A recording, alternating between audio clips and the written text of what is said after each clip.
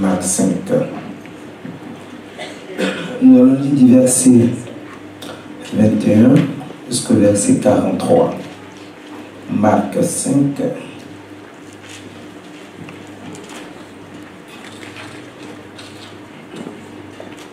Pratiquement jusqu'à la fin.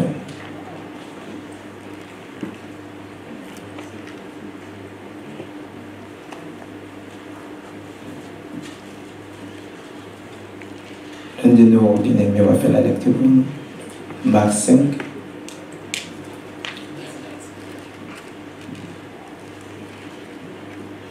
« 21 à 43. »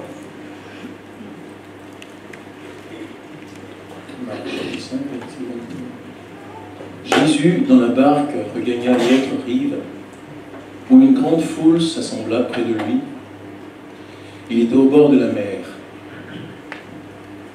Alors vint un des chefs de la synagogue, nommé Jairus, qui, l'ayant aperçu, se jeta à ses pieds et lui adressa cette instante prière. « Ma fille, ma petite fille est à l'extrémité. Viens, impose-lui les mains afin qu'elle soit sauvée et qu'elle vive. » Jésus s'en alla avec lui, et une grande foule le suivait et le pressait. Or, il y avait une femme atteinte d'une perte de sang depuis 12 ans. Elle avait beaucoup souffert entre les mains de plusieurs médecins. Elle avait dépensé tout ce qu'elle possédait et elle n'avait éprouvé aucun soulagement. Mais était allée plutôt en empirant. Ayant entendu parler de Jésus, elle vint dans la foule par derrière et toucha son vêtement. Car elle disait, « Si je puis seulement toucher ses vêtements, je serai guérie. » Au même instant, la perte de sang s'arrêta et elle sentit dans son corps qu'elle était guérie de son mal. Jésus connut aussitôt en lui-même qu'une force était sortie de lui et, se retournant au milieu de la foule, il dit, « Qui a touché mes vêtements ?» Ses disciples lui dirent, « Tu vois la foule qui te presse et tu dis, « Qui m'a touché ?» Et il regardait autour de lui pour voir celle qui avait fait cela. La femme, effrayée et tremblante, sachant ce qui s'était passé en elle, vint se jeter à ses pieds et lui dit toute la vérité. Mais Jésus lui dit, « Ma fille, ta foi t'a sauvée, va en paix et sois guérie de ton mal. »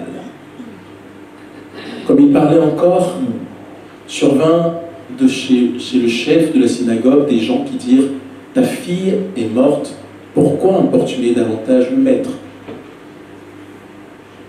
Mais Jésus, sans tenir compte de ces paroles, dit au chef de la synagogue, « Ne crains pas, crois seulement. » Et il ne permit à personne de l'accompagner, si ce n'est à Pierre, à Jacques et à Jean, frère de Jacques.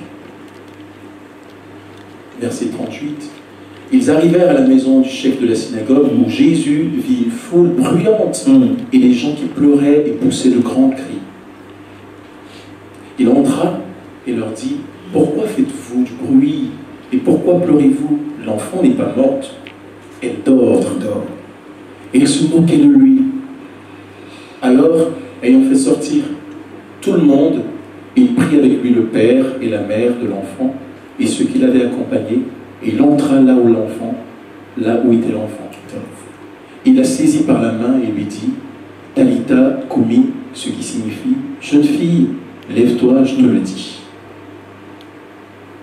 Aussitôt, la jeune fille se leva et se mit à marcher, car elle avait 12 ans, et ils furent dans un grand étonnement. Verset 43, « Jésus leur adressa de fortes recommandations pour que personne ne sût la chose, et il dit qu'on donna à manger à la jeune fille. » Merci, nous allons prier. Seigneur, notre bon et tendre Père Jésus, nous te disons merci ce matin de nous rassembler en grand nombre devant toi. Nous sommes là à cause de toi et pour toi. Seigneur, c'est pour t'adorer, c'est pour te louer, c'est pour te glorifier Et c'est aussi pour recevoir tes instructions. Seigneur, l'heure est venue d'écouter ta parole. Nous remettons ce moment entre tes mains. Je voudrais, Seigneur, que tu parles à ton peuple ce matin. Ce peuple que tu as tant aimé, ce peuple pour lequel tu as donné ta vie, tu es mort sur la croix, Jésus. Ce matin, j'implore ta grâce, Seigneur Dieu. Bénis tes enfants, Seigneur. Accorde-leur ce que leur cœur désire, Seigneur Dieu. Comble-leur de sorte que leur bénédiction et leur coupe déborde, Seigneur. Que les malades au travers de ta parole soient guéris ce matin. Que le foyer troublé soit consolé et réconcilié ce matin. Que les enfants qui sont perturbés, qui passent des moments difficiles, soient délivrés ce matin. Celui qui a un fardeau dans ce lieu, celle qui a un fardeau dans ce lieu, Seigneur, maintenant, que au travers de ta parole, le fardeau soit ôté. Seigneur, celle qui attendait une indication, une orientation, que ta parole soit claire ce matin pour orienter chacun de nous. Oh Dieu, je me remets ta main dans la faiblesse de la chair, notre Dieu, qui est l'homme pour parler de ta part. Seigneur, qui suis-je ce matin pour me tenir devant ce peuple que tu as tant aimé? Qui suis-je même pour parler de ta part, Seigneur Dieu? Je te prie ce matin de m'utiliser, Seigneur, de mettre ta parole dans ma bouche. Je veux être un simple instrument, notre Dieu, et loin de moi tout ce qui est humain, tout ce qui n'est pas de l'homme, tout ce qui est mauvais, Seigneur Dieu, et utilise-moi, Saint-Esprit, ce matin. Seigneur, que toute présence au milieu de nous, tout ce qui est contraire à la bienséance soit paralysé ce matin. Que toute attaque de l'ennemi, tout envoûtement, tous les sorts, tout ce qui a été programmé soit renversé, déjoué au nom de Jésus. Saint-Esprit, nous te faisons pleinement confiance. Bénis ta parole, bénis ton peuple et fais-nous du bien ce matin. C'est au nom de Jésus que nous avons prié. Amen. Que Dieu bénisse sa parole. Alléluia. Merci Seigneur. Le thème de notre message ce matin, c'est les 4 obstacles majeurs à surmonter pour être éclairé. Les 4 obstacles majeurs à surmonter pour être éclairé. Nous allons parler des choses simples ce matin, 4 points, des choses très simples. Et je prie que le Seigneur, au travers de ces choses simples, puisse nous faire du bien. Alléluia. Les 4 obstacles majeurs à surmonter pour être éclairé. Nous connaissons tous l'importance de la lumière. Quand il y a la lumière, nous sommes dans la possibilité de faire le bon choix. Voilà, donc il faut être éclairé. Connaissons l'importance de la lumière dans la vie d'un être humain. Donc ce matin, nous allons orienter notre méditation dans le sens de la lumière pour être éclairé. Pour être éclairé. Voilà, notre texte de base nous présente le personnage de Jairus. Jairus, il était le chef de la synagogue de Capernaum. C'était le chef de la synagogue de Capernaum, c'était un homme spirituel, c'était un guide spirituel. Et son nom, Jairus, veut dire éclairé par Dieu. Voilà, son nom veut dire éclairé, celui, voilà, veut dire celui que Dieu éclaire, voilà, exactement, celui que Dieu éclaire, éclairé par Dieu. Voilà, c'est ce que son nom signifie, celui que Dieu éclaire.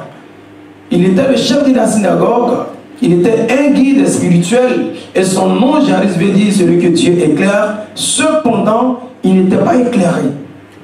Voilà, son nom voulait dire éclairé de Dieu, être éclairé de Dieu, celui que Dieu éclaire, mais Jairus n'était pas éclairé. Mais dans ce passage, nous allons voir, voilà, comment il est passé des ténèbres à la lumière, comment il est passé de l'ignorance à la connaissance, comment il est passé de la mort à la vie, comment il a reçu la lumière. Alléluia. Voilà, voilà ce que nous allons développer ce matin. Bien-aimés, je pense que tous nous sommes des Jairus et que tous nous avons besoin de la lumière. Amen.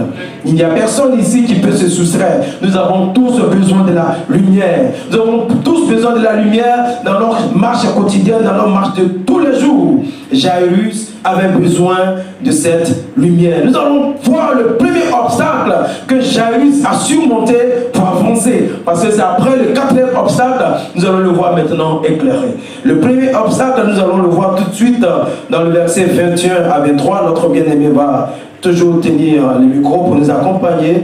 Nous allons lire le verset 21 jusqu'au verset 23 et nous allons voir le premier obstacle que Jairus a surmonté. Verset 21 jusqu'au verset 23 de Marc chapitre 5. Verset 21 jusqu'au verset 23. Verset 21, verset 23. Jésus dans la barque regagna l'autre rive, où une grande foule s'assembla près de lui. Il était au bord de la mer. Alors vint un des chefs de la synagogue, nommé Jairus, qui, l'ayant aperçu, se jeta à ses pieds. Verset 23. Et lui adressa cette instante prière. Ma fille, ma petite fille, est à l'extrémité. Viens, impose-lui les mains afin qu'elle soit sauvée et qu'elle vive. Amen, merci. Donc nous voyons ici comment Jairus va découvrir lui-même le premier obstacle. Et cela va nous servir d'exemple.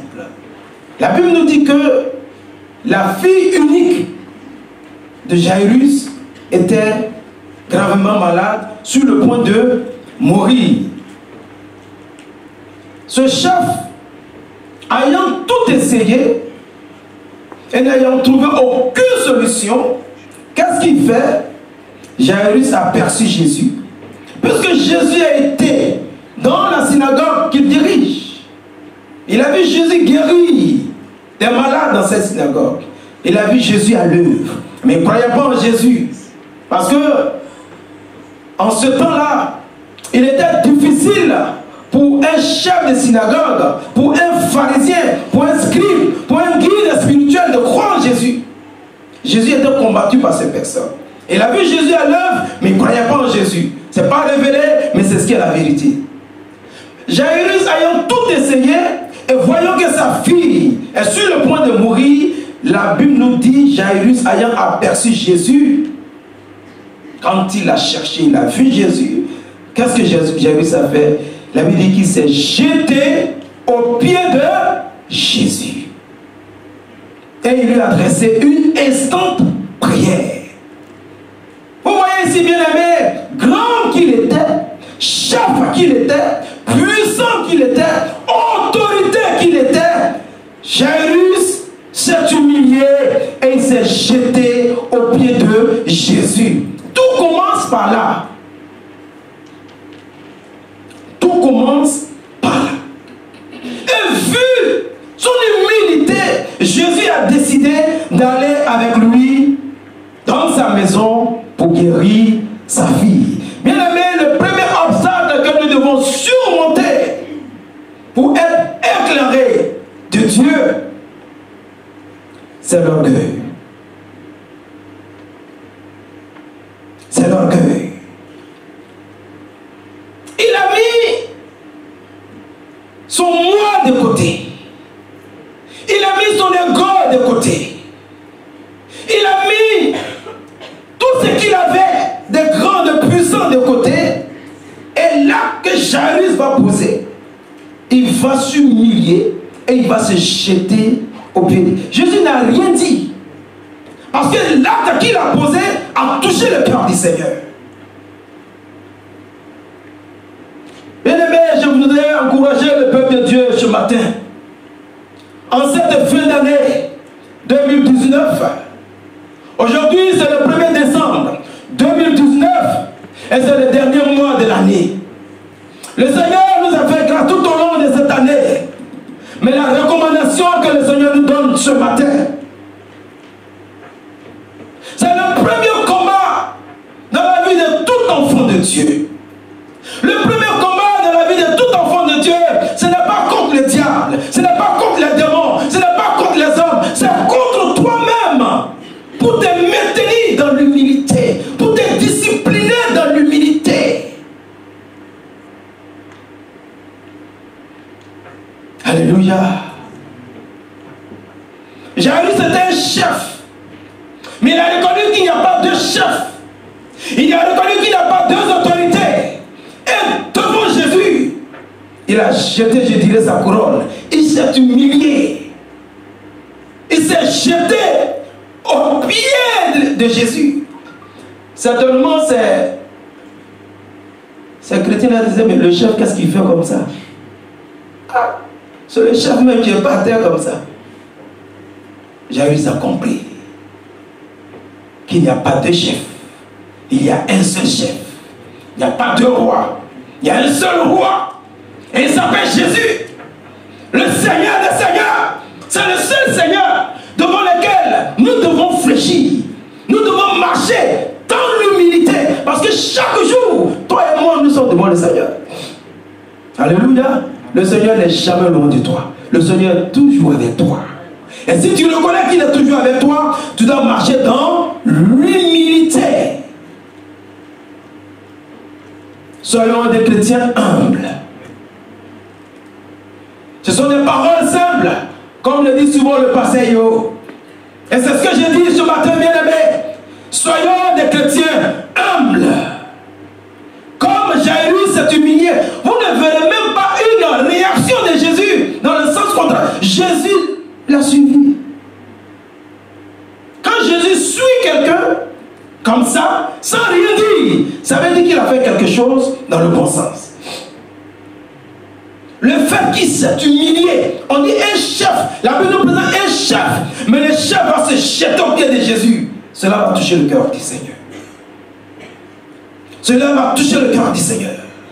Approchons-nous de Dieu avec beaucoup d'humilité. Avec beaucoup d'humilité. Car un chrétien doit être humble et simple. L'humilité doit nous caractériser, bien-aimés. Dans Jacques le chapitre 4, le verset 6, la Bible dit que Dieu résiste aux orgueilleux. Jacques 4, 6. Dieu résiste. Quand un orgueilleux est en face de Dieu, Dieu détourne sa face. Il ne t'écoute même pas. Il résiste. Mais Dieu fait grâce aux humbles. Nous devons être comme Jairus, qui s'est humilié devant la Seigneurie de Jésus, qui s'est humilié devant la grandeur de Jésus. Dieu a horreur de l'orgueil. Dieu a horreur de ça. Tout pécheur devant Dieu, Dieu t'écoute. Mais quand un orgueilleux se tient devant Dieu, Dieu le tourne à sa place. Il a horreur de ça. Alléluia, que Dieu nous aide ce matin. Dieu a horreur de l'orgueil. Voilà pourquoi dans Matthieu 23, le verset 12, la Bible dit, 23, 12, Matthieu 23, 12, il dit, quiconque s'élèvera sera abaissé. Il dit, quiconque, qui que tu sois, quel que soit le lieu où tu te trouves, si tu t'élèves, tu seras abaissé. Et vous verrez que Jairus s'est abaissé, alors tu seras élevé. Alléluia. Éloignons l'orgueil de notre vie. Éloignons-nous de l'orgueil. Comportons-nous dans l'humilité. Marchons dans l'humilité. Parlons humblement et simplement avec douceur et avec amour, avec tendresse. Fuyons l'orgueil. Fuyons l'arrogance. Soyons humbles. Soyons simples. Les chrétiens sont simples. Les chrétiens doivent être simples. Les chrétiens doivent être simples. C'est le meilleur modèle. C'est le modèle des chrétiens. Simple nous devons être. Simple nous devons parler. Simple nous devons paraître. Pas d'orgueil. Pas de moi. Pas d'ego. Pas de moi. Cela a touché le cœur de Jésus. Jairus n'était pas un disciple de Jésus. Mais son humilité en s'approchant de Dieu va toucher le cœur de Dieu. Alléluia. Vous pouvez prendre aussi 1 Pierre, le chapitre 5, le verset 6, qui va dans le même sens. Qui dit, humiliez-vous sous la puissante main de Dieu. Alléluia. Soyons simples. Et soyons humbles. Soyons amour. Soyons simples. en toutes choses, l'humilité et la simplicité. L'humilité et la simplicité. Vivons dans l'humilité et la simplicité. Jésus était tellement simple. Tout le monde pouvait marcher avec lui. Tout le monde pouvait le toucher. Tout le monde pouvait parler avec lui. Tout le monde voulait s'accompagner. Alléluia. Et Jésus est le modèle parfait. C'est à lui que nous devons ressembler. Voici le premier obstacle que Jairus a surmonté pour prendre Jésus depuis la rive, pour l'amener chez lui à la maison. C'est un trajet. Mais sur ce trajet, beaucoup de choses vont se passer. Il y avait des obstacles. Et le premier obstacle qu'il a surmonté, c'est par son humilité. Est-ce que Dieu parle à quelqu'un ce matin? Alléluia. Nous allons continuer du verset 24 au verset 34. Notre bien-aimé va nous aider dans la lecture. 24 à 34. Jésus s'en alla avec lui et une grande foule le suivait et le pressait. Or, il y avait une femme atteinte d'une perte de sang depuis 12 ans. Elle avait beaucoup souffert entre les mains de plusieurs médecins. Elle avait dépensé tout ce qu'elle possédait et n'avait éprouvé aucun soulagement, mais elle était allée plutôt en empirant. Ayant entendu parler de Jésus, elle vint dans la foule par derrière et toucha son vêtement, car elle disait, « Si je puis seulement toucher ses vêtements, je serai guérie. » Au même instant, la perte de sang s'arrêta et elle sentit dans son corps qu'elle était guérie de son mal. Jésus connut aussitôt en lui-même qu'une force était sortie de lui et, se retournant au milieu de la foule, il dit, « Qui a touché mes vêtements ?» Verset 31.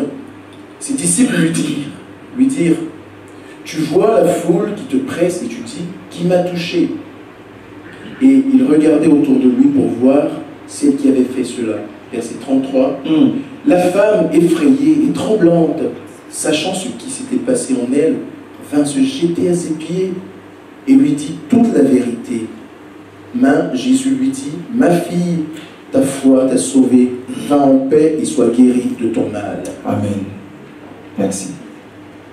Lorsque Jésus a accepté d'aller chez Jairus pour guérir sa fille, la joie, l'espoir est revenu. Il était en paix. Il était content. Et chaque pas que Jésus posait, la joie grandissait. L'espoir grandissait. Parce qu'ils avançaient vers la maison. Amen. Ça aurait été de nos jours. Il va appeler sa femme pour dire, chérie, on arrive là, on arrive. Oui, ils vont vers la maison. Et il sait que si Jésus vient à la maison, il va guérir sa fille. Amen. Donc imaginez la joie. C'est pas combien de jours, combien de temps il a cherché, la solution n'a pas trouvé, et maintenant il détient la solution. Il marche avec la solution. La solution à côté de lui. Bien aimé, à un moment donné, brusquement Jésus va s'arrêter. Le cortège s'arrête, tout s'arrête. Il y a une autre femme qui vient aussi. Elle a un autre problème. Et Jésus va prendre son temps pour parler avec cette fille. Alors que lui-même, il sait que sa fille est dans de grandes larmes. Elle a des larmes. Maintenant, c'est l'inverse. Les minutes qui passaient maintenant jouaient contre lui maintenant. De la joie, tout s'est arrêté. Aïe, aïe, aïe. S'il pouvait dire au Seigneur, bon, on va et puis tu viens. Mais il ne peut pas dire ça. Parce que Jésus là, une fois les gens sont venus l'attraper, ils ont allés dire à ceux qui les ont envoyés là, lui là, on n'a jamais vu un être humain comme ça. Qui sait que c'est Dieu qui est là. Alléluia. Donc tu ne sais pas que tu peux lui parler comme ça. Il est confus. Sur le chemin de son miracle, ils vont rencontrer une autre femme qui a plus ou moins le même problème que Jairus. Elle aussi, ça fait 12 ans qu'elle souffre. Pendant que la fille unique de Jairus qui a 12 ans est en train de mourir, cette femme aussi est en train de mourir. Jairus qui était chef, il a tout essayé. Il n'a pas eu de solution. La Bible dit que cette femme aussi a dépensé tout son argent chez tous les médecins. Elle n'a pas eu de guérison. Donc, plus ou moins, c'est le même cas. Mais qu'est-ce que Jésus fait? Jésus s'arrête, il prend son temps. Il prend son temps. Il prend son temps. Et il demande dans cette foule-là, qui m'a touché? Jésus, ce que Jairus a répondu, personne. Seigneur, il n'y a personne. Et bien, il y a personne. Non, il n'y a personne. Parce qu'il veut qu'ils avancent. Puis il a dit, mais il y a du monde ici. Jairus a dû commenter un peu. Non. Je dis, non, quelqu'un m'a touché. J'ai dit, il y a personne. Jésus, quelqu'un m'a touché. Voilà, je veux que cette personne vienne ici devant. Et le temps s'en va. Et le temps tourne. Et le temps passe. Et Jairus s'est préoccupé. Jairus a peur. Le temps s'en va. Le temps qui s'en va joue contre lui. Jésus prend son temps. Et il dit à la femme, elle est venue devant, ma fille, ta foi t'a sauvé. Toutes ces belles paroles pour lui là, c'est pas bon. Mais Jairus n'a pas le choix. Qu'est-ce qu'il fait? Il va attendre. Le deuxième obstacle que nous voyons aussi, bien aimé, que Jairus a surmonté, c'est l'impatience. Il va attendre. Il a dû attendre. Il va surmonter l'impatience par la patience. Est-ce que Dieu parle à quelqu'un ce matin? Je pense que Dieu parle à chacun de nous ce matin. Nous devons surmonter, bien-aimés, sur le chemin de notre miracle, sur le chemin de notre bénédiction, sur le chemin de notre gloire. Nous devons surmonter en deux oppositions l'impatience. Car Dieu est souverain.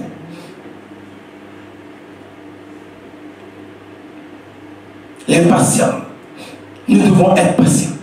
Même si tu ne vois rien physiquement, même si tu n'entends rien physiquement, sache que Dieu ne t'a pas oublié. Dieu ne t'a pas oublié. Dieu ne t'a pas oublié. Alléluia. Le temps jouait contre Jairus. Certainement les années. Il y en a qui sont contents pour que 2020 arrive. Au même moment, il y a certaines personnes que 2020 attriste. Oui, parce que 2020, il y a des personnes contre qui ça joue.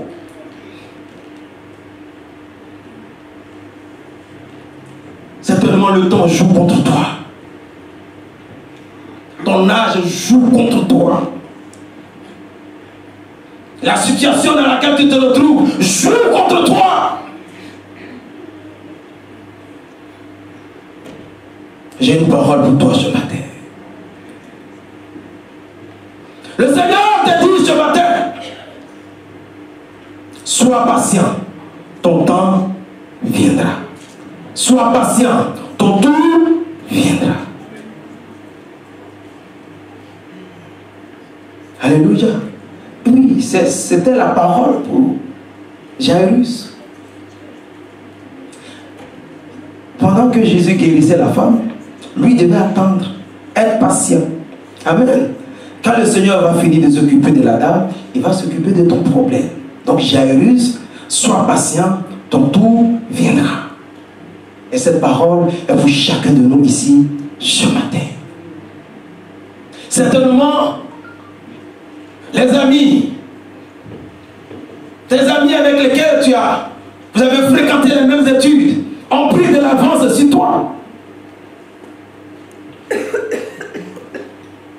Et quand tu les vois, il y a vraiment un changement.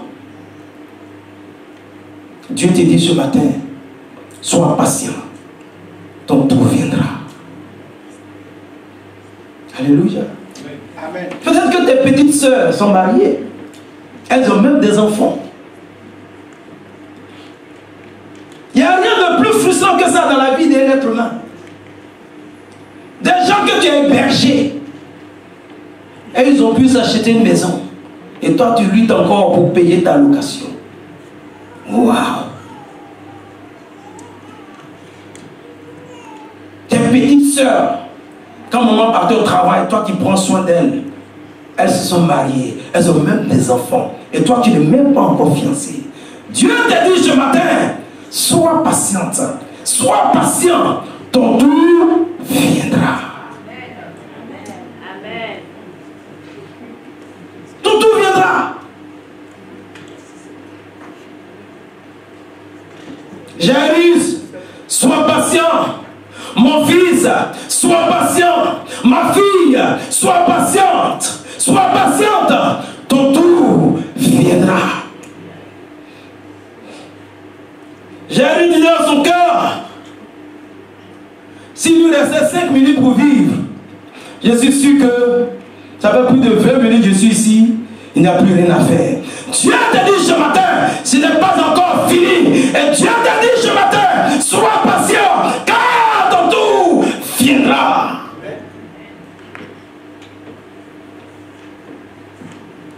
Sois patient. Sois patient. Parce que Dieu est souverain.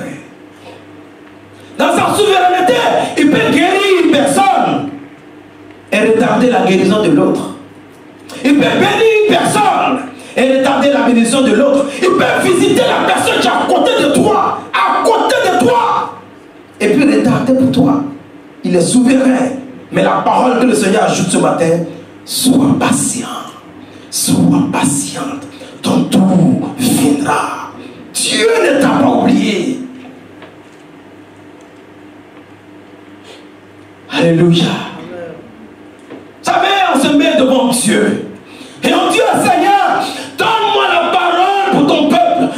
On ne vient pas s'exhiber, on ne vient pas pour se faire voir, on vient donner la nourriture aux brebis. Et c'est Dieu qui nous donne ce message. Dieu sait pourquoi il te dit ça ce matin. Sois patient. Ton tour viendra. Dans la Genèse, vous verrez, le chapitre 40, le verset 23. Genèse 40, 23. La Bible dit que Joseph, dans la prison, où Potiphar l'a jeté, il a aidé les chansons du roi, de Pharaon. Il a trouvé notre monsieur dans cette prison. Et Joseph va l'aider moralement. Joseph va lui expliquer son rêve. Et Joseph va lui dire, tu seras rétabli, tu seras grand, tu seras béni. Ça va même pas tarder. Dans 2-3 jours, tu vas sortir. Mais je t'en supplie, si tu sors, parle à ma faveur au roi. Dis au roi de se souvenir de moi. La Bible dit que lorsque le monsieur est sorti, il a oublié Joseph. Joseph dit, il regardait bien la prison, ça serait un souvenir. Je dirais ici quand même, je sais que le monsieur, comme nous sommes entendus là, il va intervenir. Oui, oui. Cette prison, je ne vais jamais oublier. Parce qu'il est sûr que dans ces 2-3 jours, il va sortir. Mais la Bible dit, quand le monsieur est sorti, il a oublié Joseph. Et Joseph compte sur lui. Et lui, il a oublié Joseph. Les frères de Joseph, qui lui ont fait du mal, ils l'ont oublié. Pour eux, Joseph n'existe plus. Potiphar, qui a mis Joseph en prison, a oublié Joseph. La femme de Potiphar, qui a menti sur Joseph, a oublié Joseph. Son ami sûr qu'il a trouvé dans la galère, lui aussi, il a oublié Joseph. Mais Dieu n'avait pas oublié Joseph. Dieu n'avait pas oublié Joseph. Et Dieu ne t'a pas oublié. C'est le plus important. Et comme Dieu n'a pas oublié Joseph, lorsque le temps de Dieu est arrivé, Joseph est sorti de la prison et il a dépassé celui qui était sorti avant lui. Il est devenu plus grand que celui qui était sorti avant lui. Il est devenu plus important que celui qui était sorti avant lui. Est-ce que Dieu n'a pas la guerre?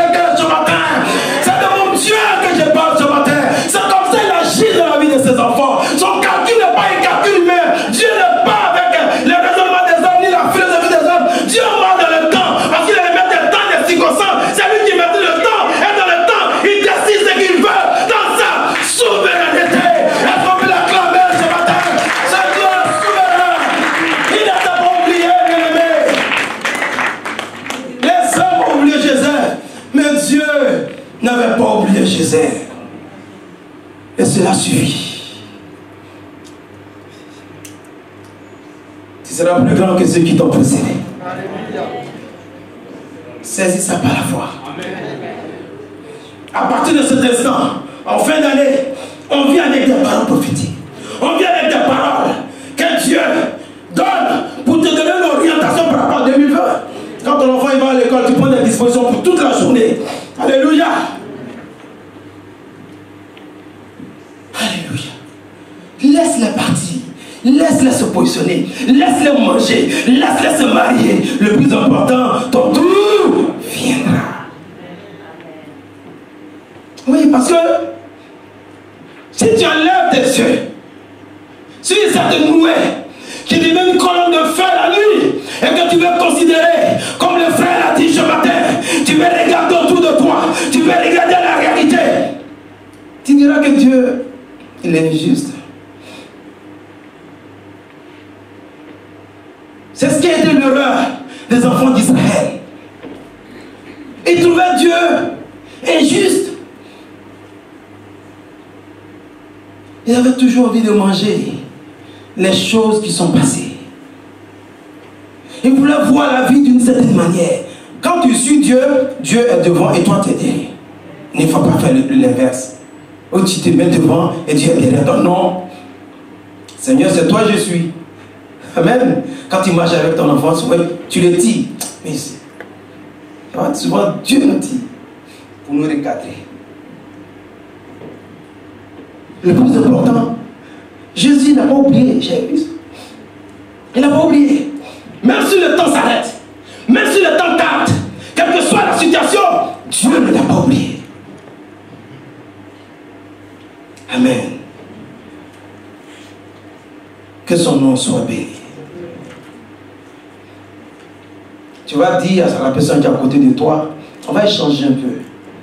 Tu diras ça à beaucoup de personnes à côté de toi. Si tu veux même, tu peux t'élever et lui dire, sois patient, ton tour viendra. On va se le dire ce matin. Sois patient, ton tour viendra. Dis à quelqu'un, à 2 ou 3 personnes ce matin.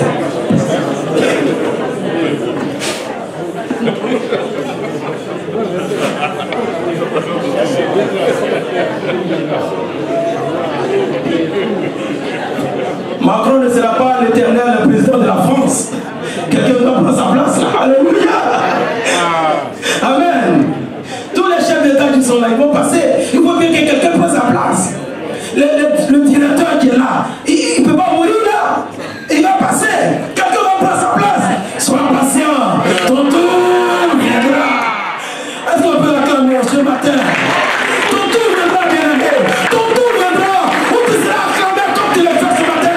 Où tu seras honte à la terre comme tu l'as fait ce matin. Où tu seras loué comme tu l'as fait ce matin. Où on va t'applaudir, on va t'acclamer. On dira ton nom comme un exemple. Le temps viendra. Certainement tu es encore dans la poubelle. Tu es encore derrière. On t'a oublié. Mais Dieu t'a dit ce matin, ton temps viendra. Ton tour viendra. Ton moment viendra. Où on va s'assembler pour toi. Et tu diras, waouh, tout ce monde pour moi. Et on te dira, oui, nous sommes là pour toi. Est-ce qu'on peut l'acclamer ce matin? Ton temps viendra, ton tour viendra, ton moment viendra. On va t'assister. Alléluia. Ce jour-là, Joseph était assis dans son petit coin, dans la prison, tout découragé, tout abattu. Il ne voyait plus de lumière, il ne voyait plus d'espoir. Au même instant, il entend, on tape à la porte, on toque à la porte, et on lui dit, monsieur, et tout le monde a regardé, tous les prisonniers ont regardé, on dit, toi, il a dit, toi, sors, le roi a besoin de toi, Pharaon a besoin de toi, Pharaon a besoin de toi, ton Dieu a besoin de toi, Pharaon a décrété, Pharaon a signé, Pharaon a décidé que toi tu sortes aujourd'hui. Ils l'ont coiffé. Ils vont coiffer quelqu'un dans peu de temps au nom de Jésus. Ils l'ont habillé. Prends ça comme ta prophétie au nom de Jésus. Ils l'ont chaussé. Alléluia. Ils lui ont mis tout ce qui est précieux. Et ils l'ont conduit chez le roi. Alors, le roi que beaucoup même sont dans la vie n'ont jamais vu le roi. Est-ce qu'on voit le roi? Pharaon était là face à face avec le roi. Et les deux parlaient. Et Dieu mettait dans sa bouche ce que le roi avait besoin. Tu seras le complément, la pièce maîtresse qu'il faut dans ce lieu précis. Et on te dira oui, c'est toi on attendait. Quand Adam a vu Ève, il dit wow, il dit oui, cette fois-ci c'est elle, c'est celle qui est hors des mesures. La femme n'a rien dit, mais elle a reconnu que la pièce, la numéro 2, la voilà, c'est le numéro 2 ici. Alléluia. Les choses de Dieu, ça c'est pas compliqué. C'est pas compliqué. Si tu es patient, à supporter l'épreuve, à supporter les moments difficiles, est-ce que le Seigneur va faire avec toi? Nous allons voir l'obstacle suivant. Verset 35. Notre bien-aimé va faire la lecture. Comme il parlait encore, survinrent le chef de la synagogue des gens qui dirent « Ta fille est morte. Pourquoi importuner davantage le maître ?» Mais Jésus, sans tenir compte de ces paroles, dit au chef de la synagogue « Ne crains pas, crois seulement. » Et il ne permit à personne de l'accompagner, si ce n'est à Pierre, à Jacques et à Jean, frère de Jacques.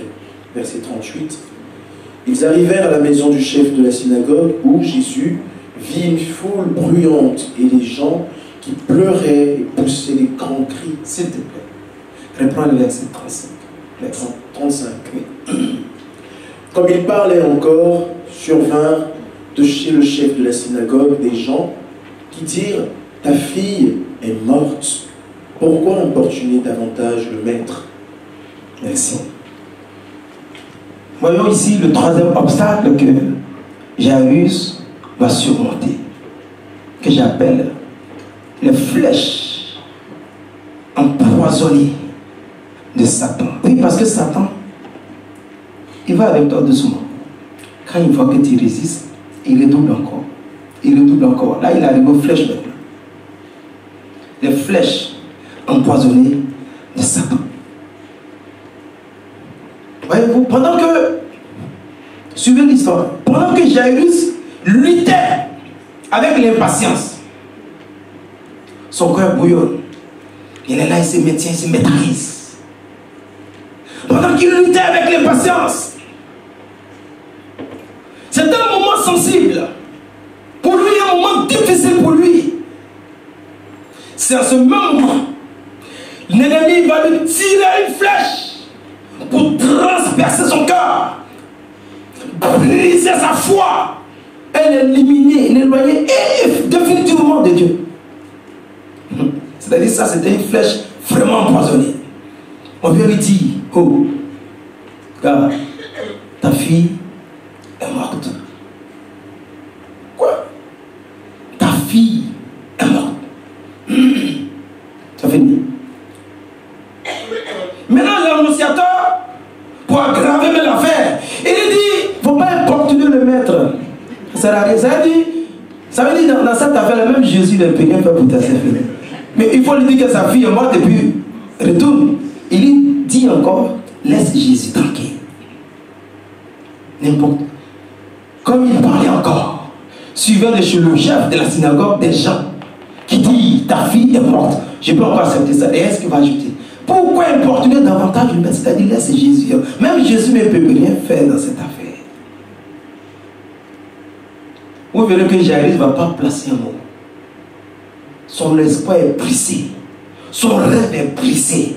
La Bible nous dit ce matin, c'est sa fille unique, son seul espoir, la seule personne qui compte, l'héritière de sa maison. Le diable l'a désarmé et l'a mis à genoux. Jairus a perdu la parole, perdu la foi. Il est fini. On dit ta fille est morte. On n'a pas dit que ça il faut faire un effort pour venir. Non, on dit maintenant c'est fini. C'est fini pour Jairus. Ça c'est une flèche dans son cœur. Il a réussi là. les flèches empoisonnées de l'ennemi. Désormais, imaginez un peu, c'est comme un soldat qui descend sur ses genoux et qui jette son épée et qui se rend à l'ennemi. Plus rien à faire. Bien aimé, les flèches empoisonnées de l'ennemi, généralement ce sont des simples paroles. Il y a des gens qui ont du venin dans leur bouche. Leurs paroles peuvent communiquer la mort. Leurs paroles peuvent conduire quelqu'un au suicide, à se pendre. De simples paroles. Mais c'est l'œuvre du diable. C'est l'œuvre du diable. Les frères de Joseph ont tué Joseph. Et on a fait la funéraille de Joseph. Mais c'était dans la bouche. Joseph n'est pas mort. Mais ils l'ont tué dans la bouche. Ils ont dit à leur père Jacob, Joseph est mort. Un animal féroce l'a dévoré. Quand il parlait de bébé, il a dévoré. Il a dévoré. Ça pleure, ça tombe ici. Joseph est mort. Joseph n'est pas mort. C'est eux qui l'ont vendu. Ce sont des simples paroles. Jusqu'à ce qu'on ait fait les funérailles de Joseph. Et puis ils étaient là, ils ont fait la cotisation, ils ont pris l'argent. Et écrit le nom, Ils étaient là à ces funérailles. Ils ont pleuré ensemble. Ils battaient voilà, papa Joseph. Le vieux, c'est Dieu qui a donné, c'est Dieu qui a repris. Sois fort. Le Seigneur est avec nous. Alors que Joseph n'était pas mort. Amen. Joseph n'est pas mort. Quand tu vas dans Jérémie 18, chapitre 18, verset 18, les adversaires de Jérémie, les ennemis de Jérémie, se sont levés pour lui faire du mal, pour le tuer. Mais ils disent, est-ce qu'on peut projeter? On va le tuer avec la langue. Jérémie 18, 18. C'est bon de lire, ça peut aussi nous aider. C'est pas du peu lire, voilà, juste pour aider le peuple. Jérémie chapitre 18, verset 18. Et ils ont dit, venez, complotons contre Jérémie, car la loi ne périra pas faute de sacrificateur, ni le conseil faute de sage, ni la parole faute de prophète. Venez, tuons-le avec la langue. Ne prenons pas garde à tous ces discours. Tuons-le avec la langue.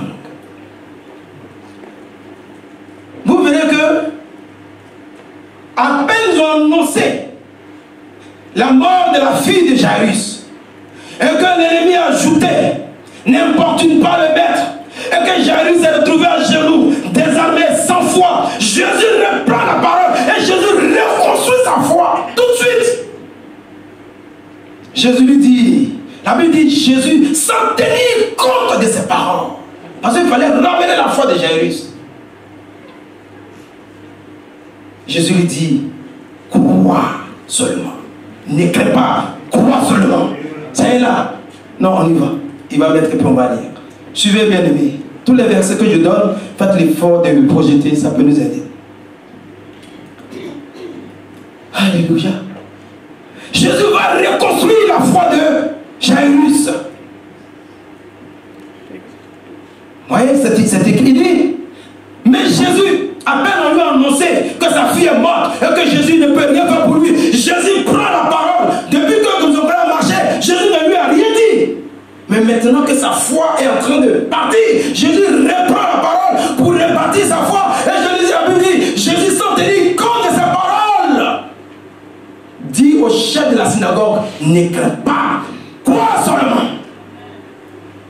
Ne crois pas ce que tu as entendu. Ne crains pas ce que tu vois qui te fait peur. Mais toi, mon enfant, continue de croire.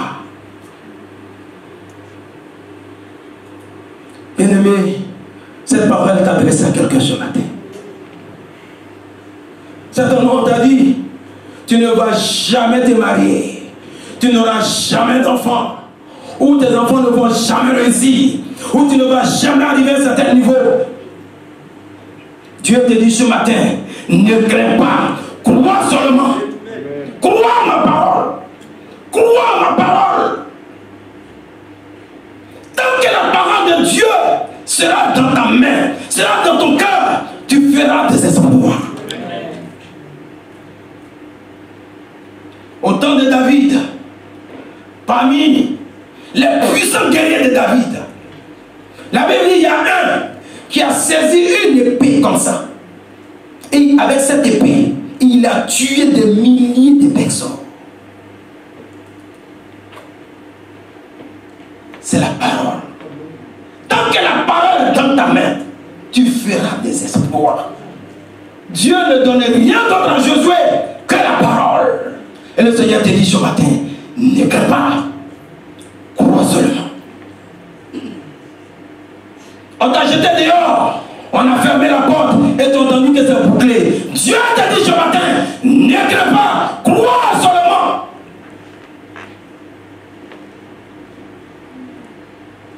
Ne crains pas. Jairus, ne crains pas, crois seulement. Crois en ce que Dieu t'a dit. Crois en ce que Dieu t'a promis. Crois en ce que Dieu veut faire avec toi. Mais ne crains pas l'ennemi. Ne crains pas ses œuvres. Ne crains pas sa manifestation. Mais crois la parole de Dieu. Alléluia. Un jour, ma femme, mes enfants et moi, nous avions été invités par une famille chrétienne. Et à cette invitation, il y avait aussi d'autres familles. Nous étions plusieurs. Le couple a invité d'autres familles encore. Il y avait peut-être 7 familles, donc imaginez une vingtaine de personnes. Et les enfants qui jouaient faisaient du bruit, il y avait leur chambre, ils couraient par-ci, par-là. Et parmi tous ces enfants, il y avait tout le monde, sauf un enfant pour ce couple. Il n'avait pas d'enfant. Et nos enfants faisaient du bruit. Et ils se font dans la chambre conjugale, ils sautent sur les lits. On dit, mais on vous a pas dit d'aller jouer là-bas, ils faisaient du bruit. Et parmi tous ces enfants, ils n'avaient pas d'enfant. Et puis eux, ils disaient, laissez-les, sans les enfants, ils jouent. On a mangé. On a passé du temps ensemble. Et c'était bien. À la fin de la journée, de la soirée, avant de se séparer, on a décidé de prier. Et on a prié ensemble. Parce que j'avais apporté une exhortation. Et il y a un frère qui dirigeait la réunion. Il m'a dit, pasteur, il faut prier pour le couple. J'ai prié pour les autres sujets et je devais maintenant prier pour le couple. Et lorsque je me suis tenu debout pour prier pour le couple, j'ai senti une irritation dans mon esprit. Tu sens quelque chose qui te met en colère. Même quand je le dis, vous-même ça vous met en colère. Ils étaient mariés plus de 5 ans. Ils n'avaient pas d'enfants. Et j'ai commencé à prier. J'ai commencé à prier. J'ai pris l'autorité. Et j'ai ordonné. Et j'ai condamné. Et j'ai proclamé. Et j'ai dit, au nom de Jésus, si je suis serviteur de Dieu, là ça va attirer le regard de tout le monde.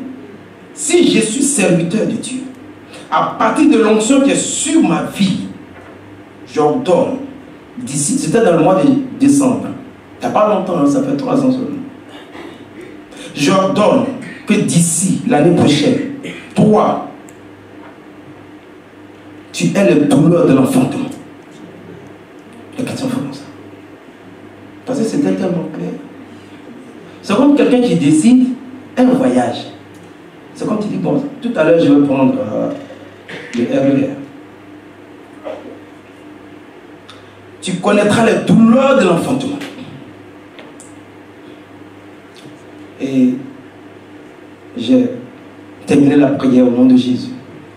À peine je voulais m'asseoir, il y a un frère qui s'élève. Il dit, je veux parler. Ok, il faut parler. Il dit, non, pasteur, je m'excuse. Ce couple-là sont mes amis. Ça fait des années, moi je suis avec eux. Et je connais la souffrance.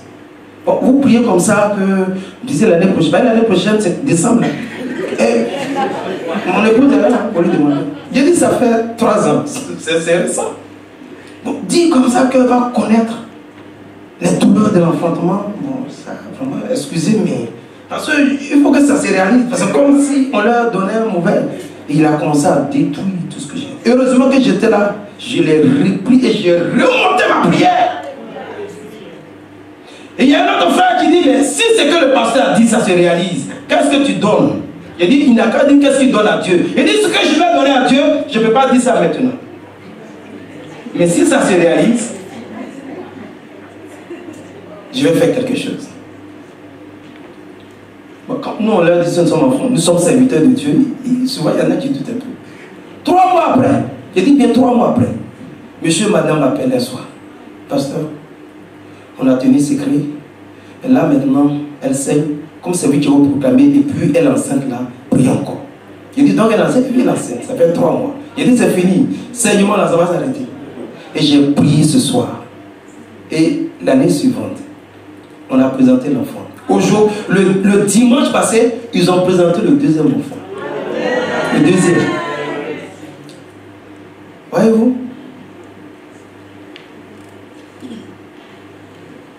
Quand tu vis avec des gens, quelle est ta manière de compatir? Que Dieu te fortifie? Non. Pourquoi tu ne comprends pas?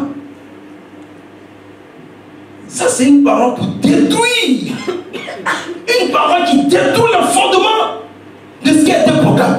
On ne se lève pas tous les jours pour dire je t'ordonne, tu vas dire non, jamais. Un homme de Dieu qui fait ça, c'est pas Dieu qui l'a envoyé. Peut-être que je ne le ferai plus jamais dans ma vie, ou je le ferai quand Dieu va me mettre ça à cœur. On ne dit pas des choses pour dire, mais quand on le dit, pour toi qui es l'enfant de Dieu, il ne faut jamais mettre en cause la parole qui est programmée. Même si tu as des doutes, ferme ta bouche et tais-toi. Devant tout le monde, il m'a repris. Et ce qui est vraiment frustrant, on se voit, bonjour pasteur, comme s'il n'avait rien dit.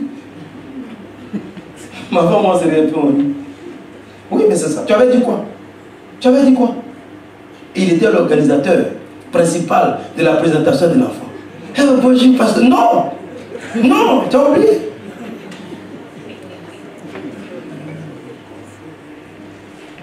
Les flèches empoisonnées de Satan. Tu préfères souffrir avec eux qu'ils restent comme ça. Bien avant, nous allons continuer notre méditation.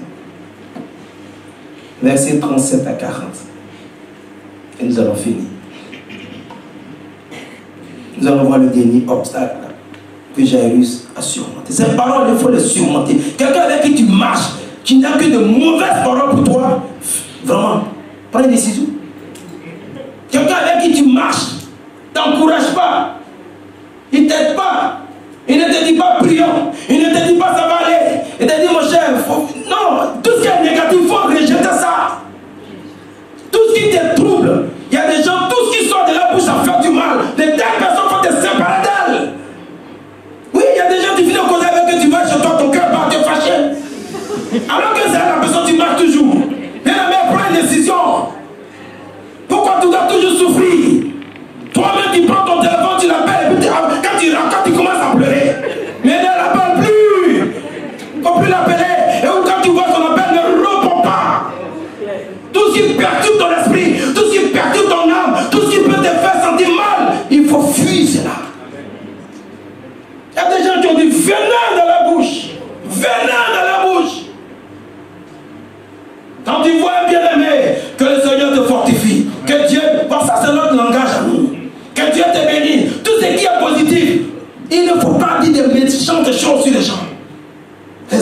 individus sont importants. Quelle que soit leur vie, ils sont importants pour Dieu. Ils ont un Père. Alléluia. Je n'ai vraiment pas apprécié la parole de ce frère.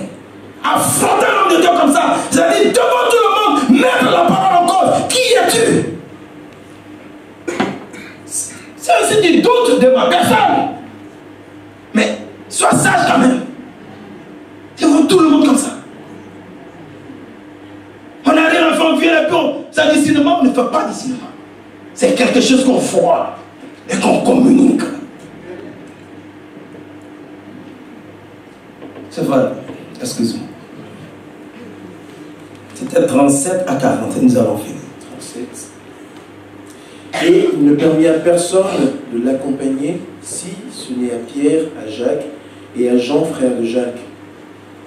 Ils arrivèrent à la maison du chef de la synagogue où Jésus vit une foule bruyante et les gens qui pleuraient et poussaient de grands cris.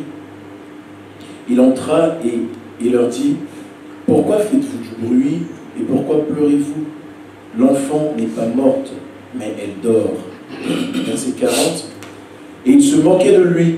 Alors, ayant fait sortir tout le monde, il prit avec lui le père, la mère de l'enfant et ceux qui l'accompagnaient. Il entra là où était l'enfant. Verset 41. Il la saisit par la main et lui dit: Talitha koumi, ce qui signifie: jeune fille, lève-toi, je te le dis. Aussitôt la jeune fille se leva et se mit à marcher, car elle avait 12 ans et ils furent dans un grand étonnement. Merci, bien-aimé. C'est là que nous avons fini, bien-aimé. Vous savez, la vie chrétienne, c'est dans l'esprit. Ce n'est pas quelque chose dans le physique où tu veux voir pourquoi. Dans l'esprit, Dieu te dirige. Dans l'esprit, Dieu te parle. Dans l'esprit, Dieu t'oriente. Un jour, je monte dans un taxi. Je suis allé au pays avec ma famille, mes enfants. On monte dans un taxi d'une destination à une autre destination. Et puis, je commence à parler avec le chauffeur. Et je me sens de lui parler de Jésus. Et je sentais ça comme une voix dans mon cœur. Parle de Jésus, parle de Jésus, parle de Jésus. C'est pas que tu entends comme ça, mais c'est un désir profond. La vie chrétienne est spirituelle, bien aimé. Il faut développer ce côté-là. Et je commence à lui parler de Jésus. Et bizarrement, ça lui plaît. Il commence à m'écouter. Et c'est devenu un dialogue franc entre nous. Pour moi, je lui parle de Jésus. Mais Dieu est en train de me préserver de quelque chose. Regardez ce qui va se passer. On va jusqu'à échanger les numéros. Quand tu vas quelque part, lui, le chauffeur de taxi, je ne réside plus en Côte d'Ivoire. Mais je vais lui donner mon numéro. Pourquoi? Je lui ai donné mon numéro de téléphone, il m'a donné pour lui. Et puis on se sépare. Il nous dépose, il s'en va. Dès qu'il s'en va, 10 minutes après, notre valise dans laquelle se trouvaient tous nos documents, il est parti avec. Parfois, maman, c'est comme ça. Mais la voici. Qu'est-ce qu'il a fait? Allô, mon frère? Il dit non, pas ça, j'ai mis ta valise. Oui. Nous sommes allés à l'église, on doit descendre à l'église. La valise est venue nous trouver. Il n'a rien touché. Demandez-lui. Ce n'est pas dans la chair, c'est dans l'esprit. Si ce jour-là, je me taisais, et le passeport des enfants, et moi-même, quand je vais finir de rétablir tout ça, au moins 3 années sont passées. Oui. Et puis c'est une valise rouge, c'est vrai que ça attire.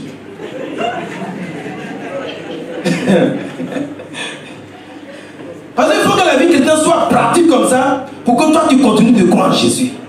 Et ne pas croire à ce que tu vois à gauche à droite. C'est la réalité. Tu n'as pas fait le mauvais choix. Tu es au bon endroit. Croire de Jésus toujours. Ça va te profiter. Tu ne vas jamais regretter. Alléluia. Il y a des difficultés. Nous avons vu Jairus. Il a connu des difficultés. Mais Dieu était avec lui. Il a donné réalité. Sa fille est en train de mourir. Mais Dieu est avec lui. Même si tu passes des moments difficiles présentement, cela ne veut pas dire que Dieu n'est pas avec toi.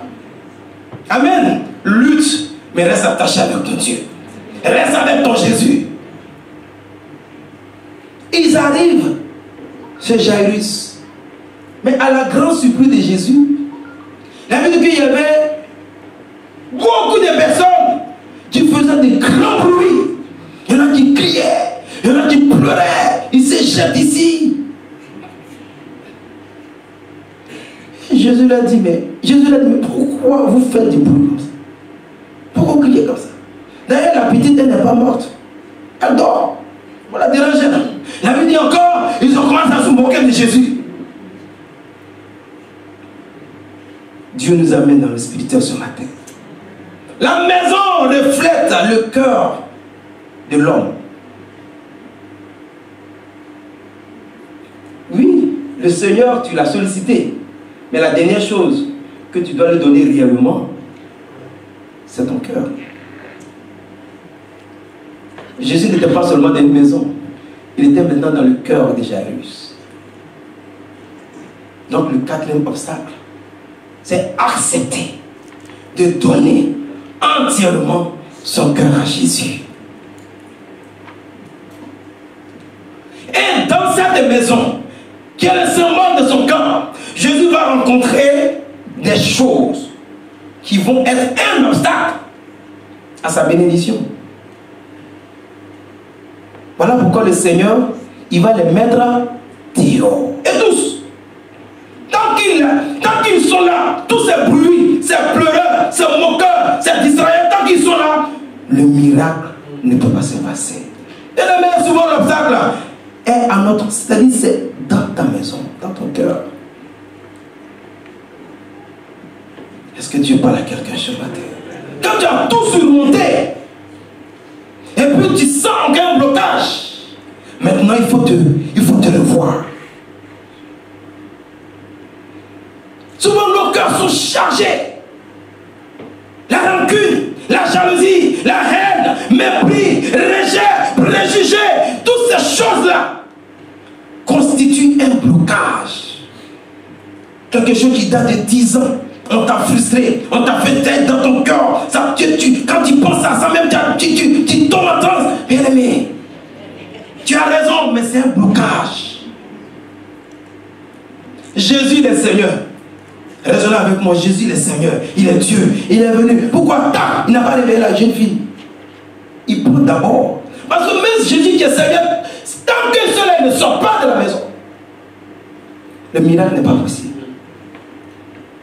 Il est Seigneur, on l'a guéri, et puis on va avancer. Jairus l'aimera que Jésus vienne, guérir sa fille, et puis on l'acclame. Non. Dieu ne peut pas rentrer dans ta maison sans passer par ton cœur. Ton cœur est la porte de ta maison.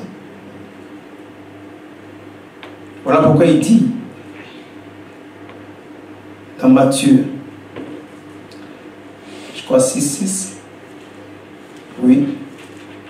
Il dit quand tu pries, rentre dans ta maison et puis ferme la porte. C'est quelle maison? C'est quelle porte on ferme? Jésus parle de ton cœur. Il dit quand tu pries, rentre dans ta maison et puis ferme. Il dit rentre dans ta chambre et puis ferme la porte. C'est quelle porte? C'est quelle porte on doit fermer? Non, on parle là de ton cœur. Il faut que le cœur soit ferme contre tout ce qui est extérieur, qui peuvent l'empêcher. Quand Jésus parle de la porte, il parle de notre cœur.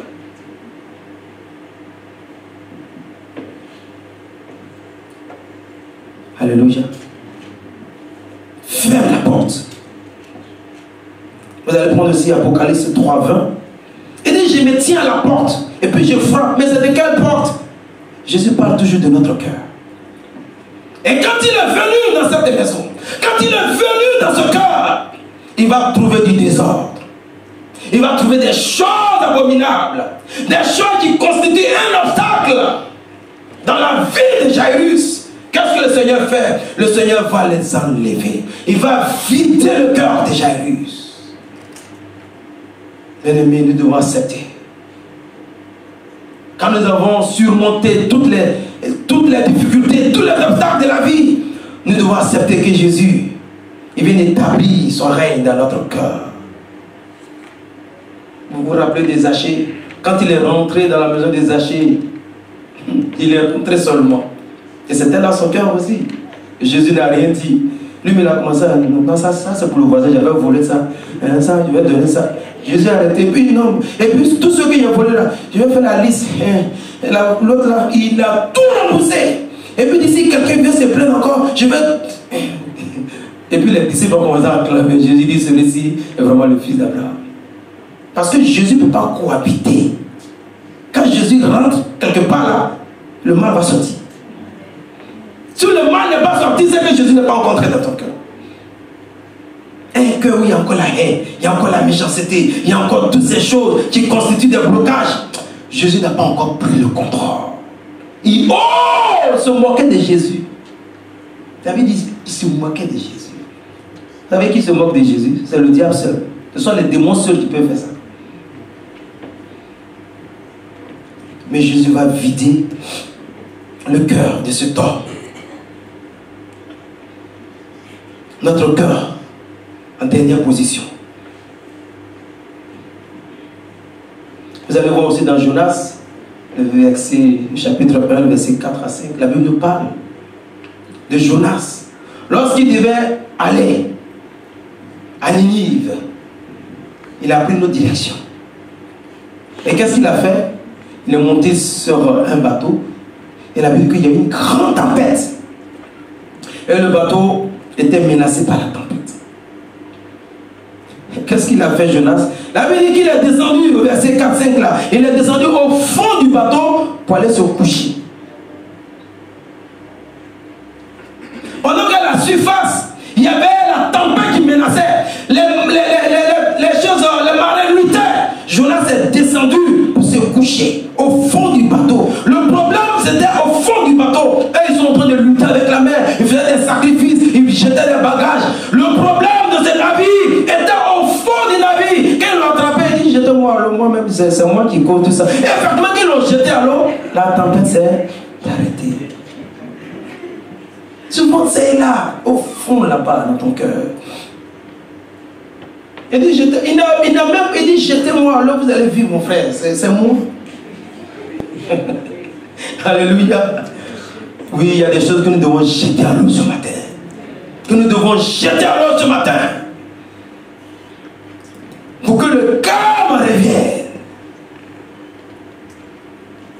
Alléluia. Merci Seigneur. Jésus va saisir.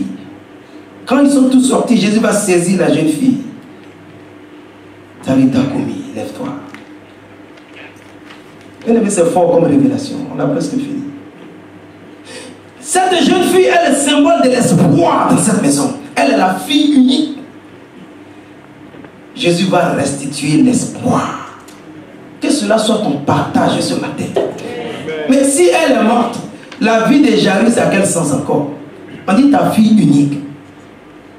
Donc on parle ici de l'espoir dans un domaine. Mais le Seigneur va lui restituer son espoir. Le Seigneur va lui redonner ce qui était le plus important dans sa vie. Que le Seigneur te l'accorde ce matin. Et puis, il leur dit, la Bible dit qu'il va leur recommander de ne rien dire. Parce que Jésus sait que Jairus, il est le chef de la synagogue. Voyez-vous? Étant le chef de la synagogue, il peut être influencé. En un mot, le Seigneur le met en garde contre l'extérieur. Cette société qui nous menace, qui est une menace pour nos enfants, pour notre jeunesse, pour nous-mêmes. Nous devons faire attention, bien-aimés. Jésus lui disait, fais attention. Fais attention. Bien-aimé, j'ai prié ce matin qu'en cette fin d'année, le Seigneur te visite. Le Seigneur visite son église. Le Seigneur visite chacun de nous.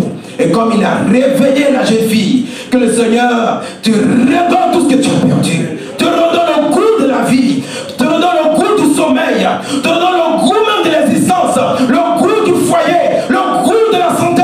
Et que là où l'ennemi t'avait malmené, là où l'ennemi t'avait atteint, que Dieu te délivre ce matin. Au nom de Jésus, nous pouvons acclamer le Seigneur. Que Dieu bénisse sa parole. Et que Dieu bénisse